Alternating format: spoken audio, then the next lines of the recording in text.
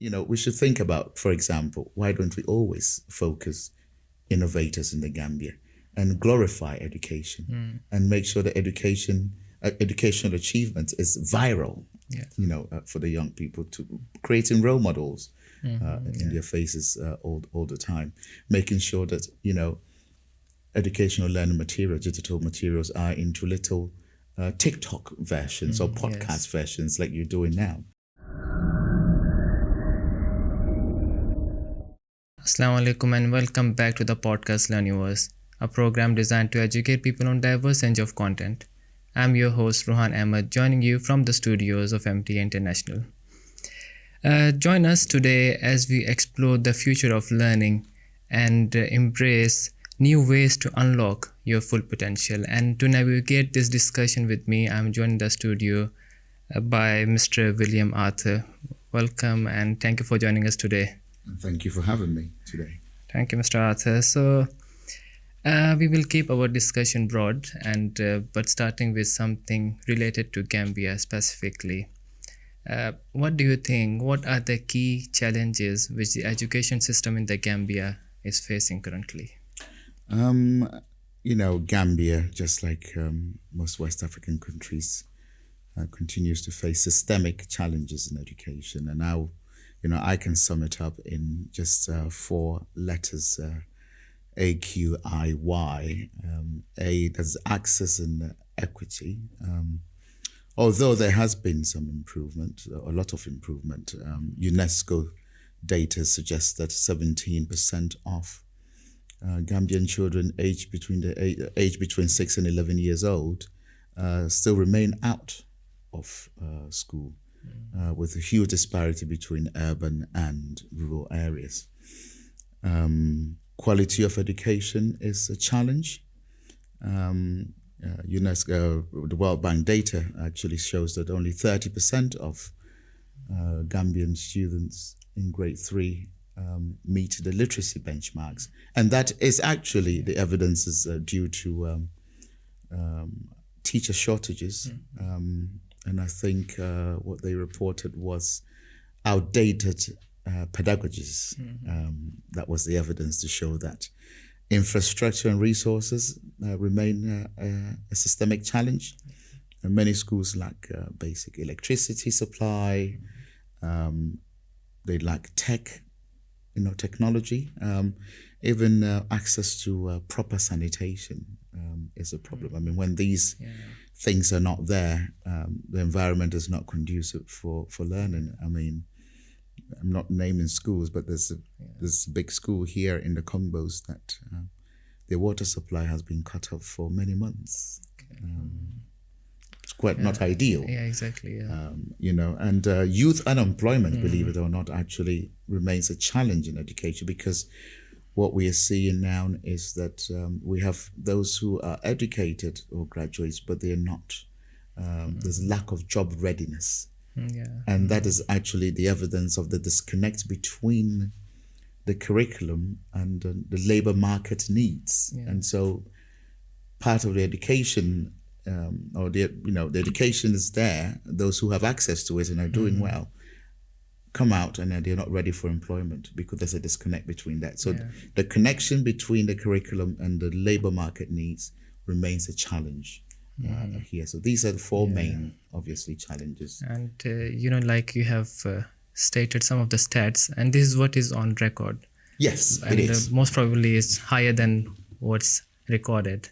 Absolutely. It depends on the size of the sample. Exactly. Yes. Yeah. So thank you very much for highlighting that. And so how can we effectively, prepare the next generation when it comes to the system of education here? Well, I think the first thing we need to do is look at curbing some of those challenges through policy reforms, teacher training, and actually tech integration as well. Now, in terms of preparing, the future generation, the best possible solution, or something that would help a lot, is to move away from rote teaching and learning to actually making education relevant skills-based and experiential. Yeah. Making sure that there's a clear connection between what we are learning, and that priority can shift dependent on the needs of the country and the labor market. Making sure that what we are learning is relevant to what the country needs to support the improvement of the country. Many a times you visit schools and I look at it and I go, this is how I was taught in 1985 and it still hasn't changed. Making sure that the teacher training provision that we have is modern enough to cope with the diverse needs of the population that are studying, and also to meet the changing times. Exactly, yes. As well. Ensuring that we integrate technology into teaching. 80% of Gambians own mobile phones, for example. There is no excuse. Yes, access to internet is a problem. When you look at countries like Rwanda, Ghana, even in Senegal, they circumvent these challenges with SMS learning, for example. But I think we face challenges and we go, oh, this is it. We've stopped without actually trying to think about, how we can circumvent it. And just making sure that we are providing the education that is going to make the students problem solvers. The next generation of young people are not the kind of generation that want answers handed to them. They want the tools to find the answers themselves. Making sure that critical thinking is there, embedded and essential. Emotional intelligence, making sure that all these soft skills that are relevant for the next economic revolution is part of the education we are providing for the youngsters. Yeah, no, thank you very much for that. And this next generation is so much glued with the gadgets, and of course now social media is so prevalent in youngsters. Absolutely. So how do you think, what ways can be adopted to reverse this, like how to make students be addictive to studies or learning than social media? Obviously we cannot take social media away from them, but how can we reverse this if it is possible? Well, I think the solution is not to actually reverse this. And the focus should actually not be on fighting social media, but actually to harness the powers of social media. You see, social media we are hooked onto it.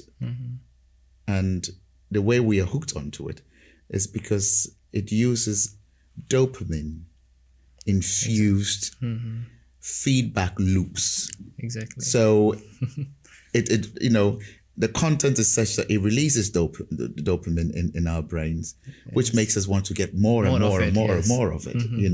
And so what we should really do is sit back and see, okay, how can we make education, use this principle into education for the youngsters, i.e., for example, making sure that digital learning is in bite-sized chunks. If you look at social media reels, they're no more than a minute. They restrict you because they know that the average attention span of a human being could not go on for more than 2 minutes. You get bored. You literally look at the reel and you flick and you flick and you flick, isn't it? Because all you need is 30 seconds of it. We can harness that, if we make education or learning materials into bite-sized chunks. It's going to be excellent. Look at us humans, even adults.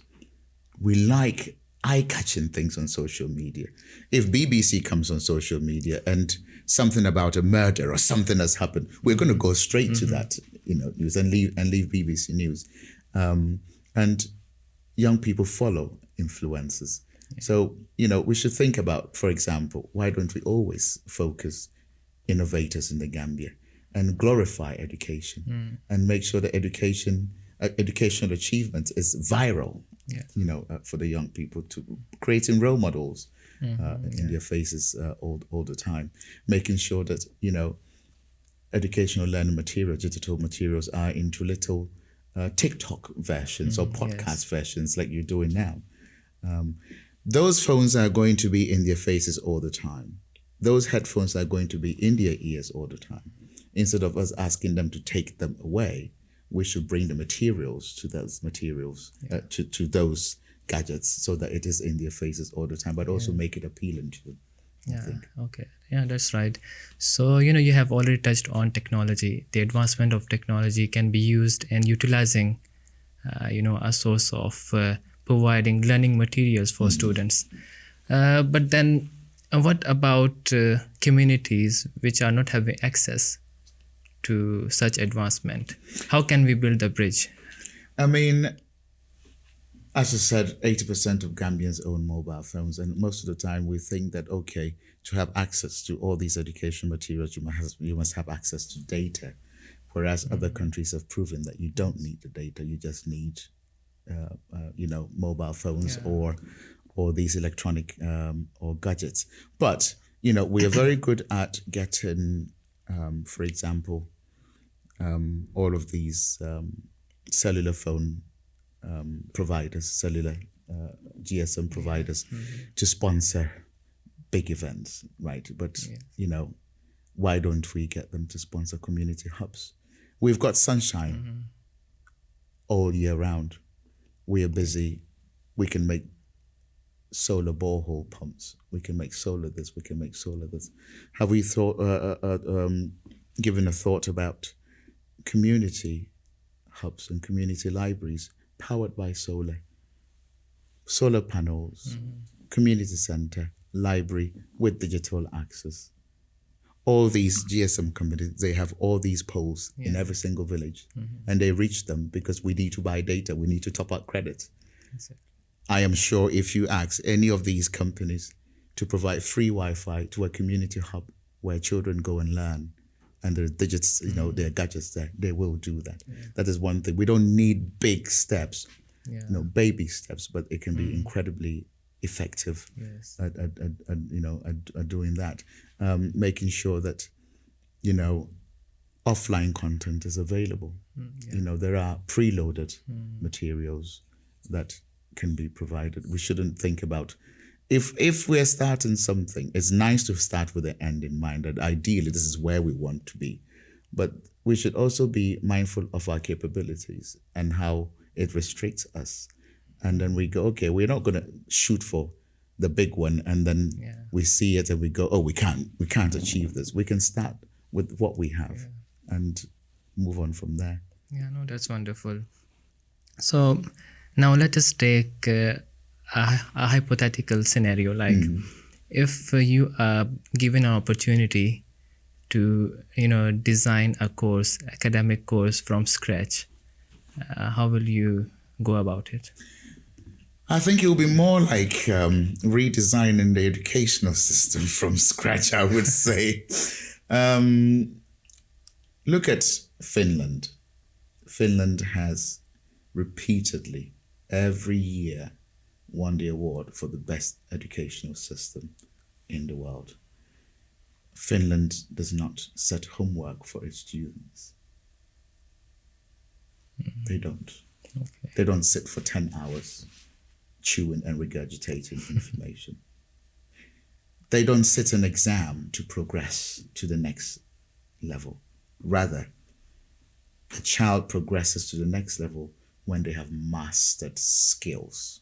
Okay. It's incredibly skill-based, right? So if I had to redesign the educational system, I'm sorry, I am getting rid of all of these tests that, you can chew the information, regurgitate the information onto a piece of paper, get that A on that certificate, and wow, you are the most educated person.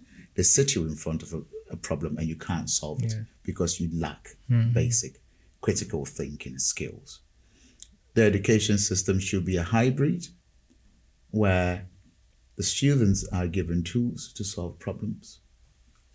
the students master skills to progress onto the next level. Tech is integrated. Teachers are well trained and incentivized to ensure that they give their all. And, using, as I said, technology to support learning. That will be my ideal educational system. And I think that is what data has proven in all the countries that have the best education systems in the world, especially the Scandinavian countries, Japan, Singapore. It's all tried and tested method. It's skills-based education. Yeah, no, that is very lovely and very interesting. And as we are speaking about technology, we have now this AI, which has disrupted so many jobs. So do you think that it has the potential to sideway teaching profession in the near future? I doubt it. I think that the best case scenario we're going to see is a blend between the two, i.e. gadgetized classrooms, learning through AI material with supervision, mentoring, facilitation, input from human teachers. I think just as social media, AI has come to stay. We can't fight it. Yes. So why don't we just use it to our advantage in education and blend it with what we already are doing? I don't think that AI will replace human teachers.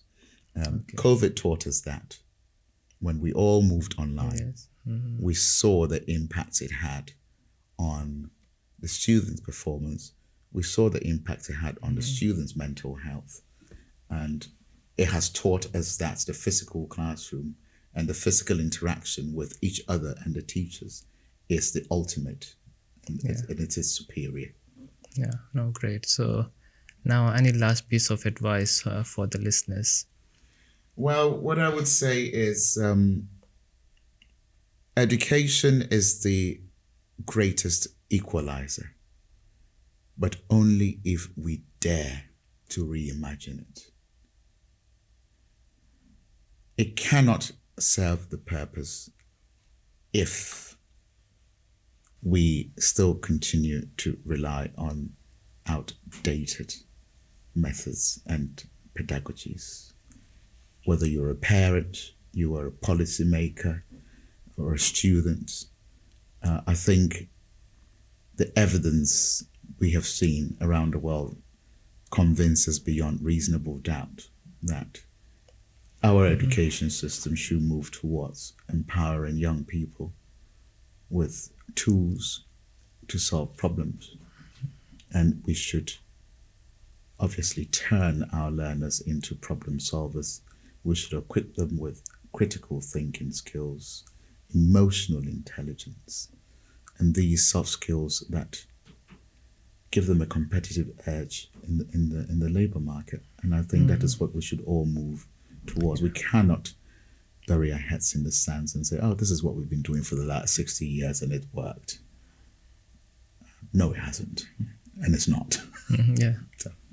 Like we have to evolve with time. Absolutely. Yes. Absolutely. So, Mr. Arthur, thank you very much for joining us and having this lovely and insightful discussion. It was great to have you today. Thank you very much for having me. Yeah, dear viewers, that's all for today. Until we come your way, till then, take care. Assalamu alaikum wa rahmatullahi wa barakatuh.